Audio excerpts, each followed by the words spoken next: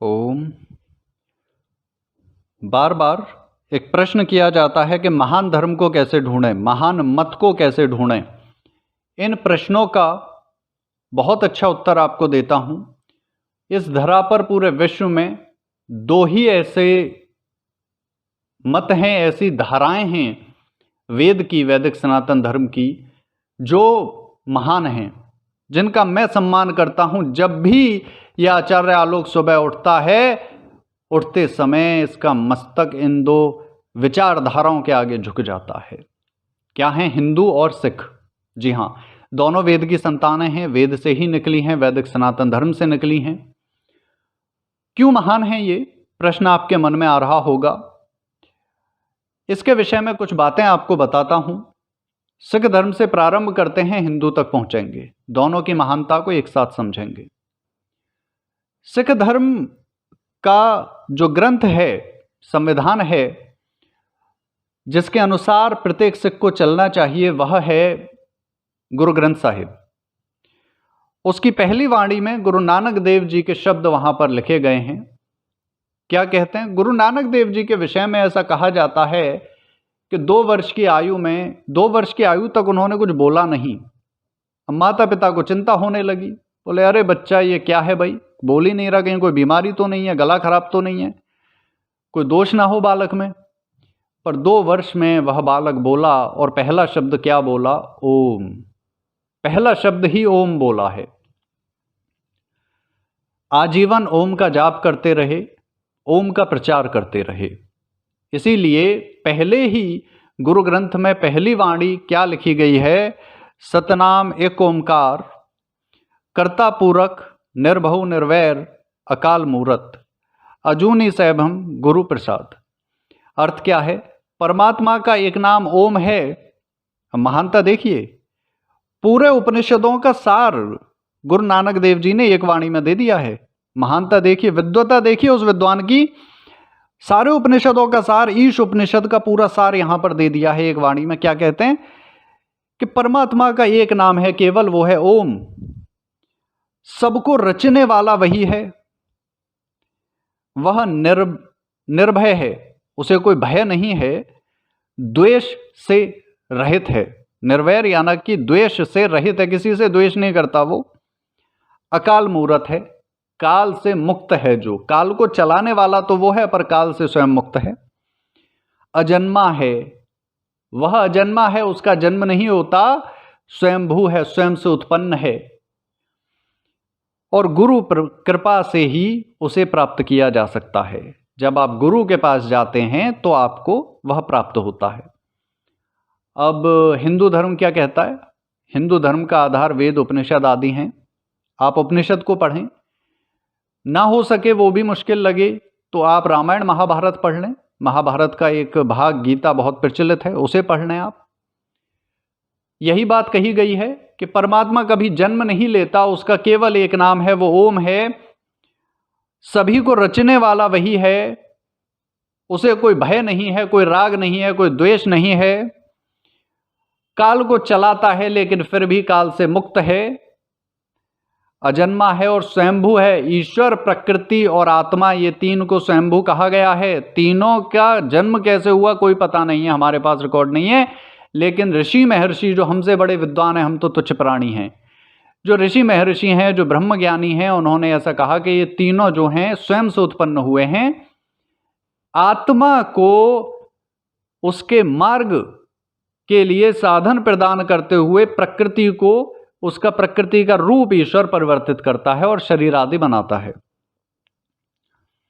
अब इसमें यही बात जो सिख धर्म में कही वही हिंदू धर्म में कही गई, और क्या महान बात कही गई है ना। तो देखिए, दोनों धर्म, मैं जब कहता हूं झूठ नहीं कहता, दोनों धर्म महान हैं, और ये आप देख रहे हैं आज कैसे दोनों धर्म महान हैं। अगली बात, आपको एक सिख धर्म का एक और किस्सा सुनाता हूं, गुरु गोविंद सिंह जी के विषय में। आप देखेंगे कि जो नामधारी सिख हैं, उनका जो नित्य नियम गुटका है, उसमें लिखा है कि साहिब गुरु गोविंद सिंह जी की हवन यज्ञ के साथ ऐसी प्रीति थी कि आप जी ने 1.25 लाख दमड़े की सामग्री एकत्र करके नैना देवी के मंदिर में हवन किया था। आगे ज्ञानी ज्ञान सिंह क्या लिखते हैं, गुरु गोविंद सिंह जी ने जो हवन किया था उसके विषय में इन्होंने यहाँ लिखा है। तो क्या लिखा है कि ब्रह्मा बुलाए गए, यानी कि जो एक विद्वान ब्राह्मण थे उनको बुलाया गया। केशव दास जी उनका नाम था। तो केशव दास जी ब्रह्मा थे, यानी कि मुख्य यज्ञकर्ता थे, और उनके सहयोग के लिए और ब्राह्मण भी वहां पर उपलब्ध थे। तो गुरु गोविंद सिंह जी ने यज्ञ की स्वीकृति, सम्मति आप देंगे ना, आप यजमान हैं, तो उन्होंने सम्मति किस प्रकार से दी है, इसे ज्ञानी ज्ञान सिंह भाई जी कैसे लिखते हैं, आप सुनिए इसे और समझने का प्रयत्न कीजिए। गुरु गोविंद सिंह जी केशव दास जी से कहते हैं, हे पंडित जी, हवन यज्ञ तो हमारे धर्म का सार है। इसे तो राजे महाराजे ऋषि मुनि करते चले आए हैं। इसे आप पंथ प्रकाश निवास 25 पृष्ठ 202 पर पढ़ सकते हैं, है ना। तो कुछ भाइयों को शंका होगी कि कहाँ लिखा है, तो आप इसे पढ़ सकते हैं। तो क्या कहते हैं कि हे पंडित जी, यज्ञ हवन तो हमारे धर्म का सार है। इसे तो राजे महाराजे ऋषि मुनि आदि करते चले आए हैं, इसलिए हम भी इसे करना चाहते हैं। यजमान हैं तो ब्राह्मण से आपको पहले उनको बुलाना होता है, आवाहन करना होता है। तो ब्राह्मण क्योंकि गुरु हैं तो सम्मान के योग्य हैं, तो उनको देखिए कितना आदर है उनका। तो आदर भाव से कैसे बुला रहे हैं कि इसलिए हमें भी इसे करना चाहिए जिससे सारे संसार को सुख हो। एक तो भारी अकाल पड़ा है, वर्षा हुई नहीं है। अब उस समय की स्थिति जो है उसको बता रहे हैं कि एक तो भारी अकाल पड़ा है, वर्षा हुई नहीं है, और दूसरा देश में रोग भी फैल रहा है, और तीसरा स्त्री पुरुष वैदिक धर्म से विमुख हो रहे हैं, अर्थात पाप कर्म में लगे हुए हैं और अभागे बन रहे हैं। मुसलमान हाकम यज्ञादि शुभ कर्मों को करने भी नहीं देते। गुरु गोविंद सिंह जी ने खड़ग उठाई थी इन मुसलमान आकाओं के आगे, और किस प्रकार से इनको नानी याद दिलाई थी ये तो हमें आपको सभी को पता है। तो वे कह रहे हैं कि मुसलमान हाकम जो हैं ये यज्ञ आदि शुभ कर्मों को करने भी नहीं देते हैं। हम जब हवन यज्ञ करेंगे तो फल यह होगा। अब आगे गुरु गोविंद सिंह जी का ज्ञान आप देखिए। यजुर्वेद जिसमें यज्ञ आदि का पूरा विधान बताया गया है, विज्ञान बताया गया है, और यजुर्वेद का उपवेद है धनुर्वेद, जिसमें युद्ध नीति सिखाई गई है, युद्ध कला सिखाई गई है। दोनों के प्रकांड पंडित थे गुरु गोविंद सिंह जी, और इसका प्रमाण उनकी इस बोली में आपको दिखता है। साक्षात को प्रमाण की आवश्यकता नहीं होती। आप देखिए किस प्रकार से यजुर्वेद और धनुर्वेद पढ़ा हुआ कोई विद्वान ही ऐसी बात कर सकता है, ऐसे शब्दों को चुन सकता है। क्या कहते हैं आगे, जब हम हवन यज्ञ करेंगे तो फल यह होगा कि बादल प्रसन्न होकर जल बरसावेंगे, अकाल नहीं रहेगा, अन्न अधिक उत्पन्न होगा, अविद्या का नाश और विद्या की वृद्धि होगी, शूरवीरता आएगी, जनता शुभ कर्म करने लगेगी, और जो वर्ण आश्रमी कायर बन रहे हैं उन्हें जब हवन की वायु लगेगी तो शेरों की तरह शक्तिशाली होंगे, उनके हृदय में शूरवीरता उत्पन्न होगी, तब प्राचीन धर्म को वह करने लगेंगे, उसका अनुसरण करने लगेंगे।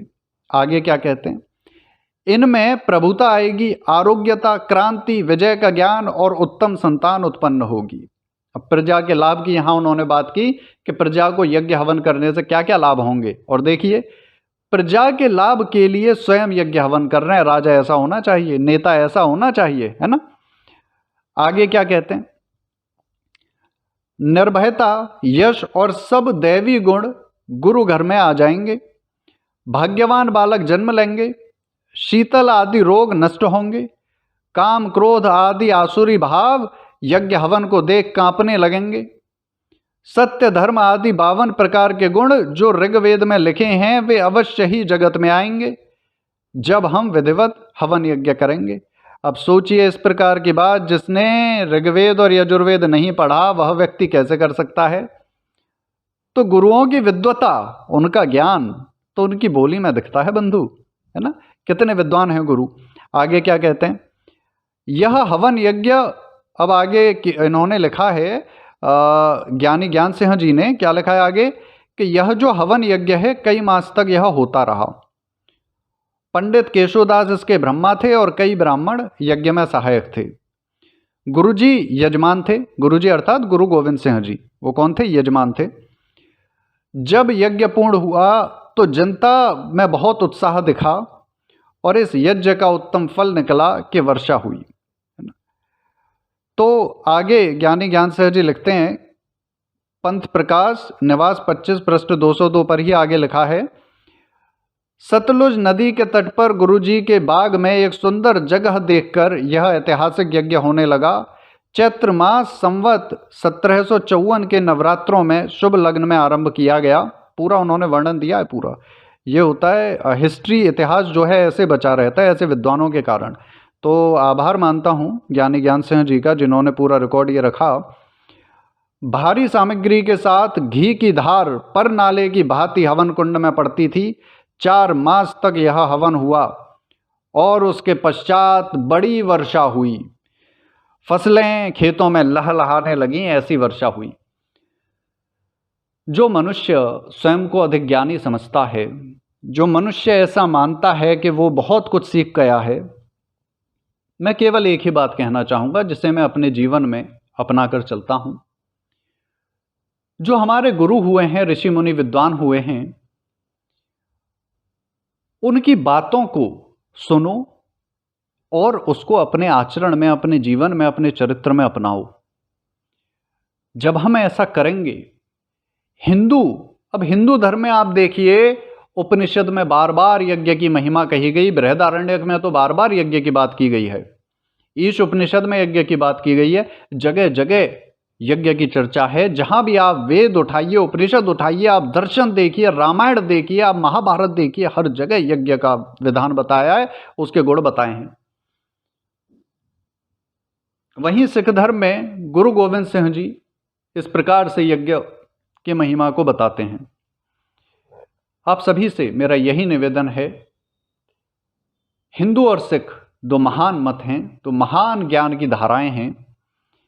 प्रयास ऐसा करें कि अपनी जड़ों से जुड़ें और इन्हें और महान बनाएं। ऐसा एक स्थिति ऐसी आ जाए, ऐसा दिन आ जाए, मेरी तो बस परमपिता से यही इच्छा है कि एक ऐसा दिन आ जाए जब जगह जगह केवल हिंदू और सिख धर्म की पताका फहरा रही हो, प्रत्येक व्यक्ति गुरुओं का, ऋषि मुनियों की वाणी का अनुसरण करता हुआ हो। ओम।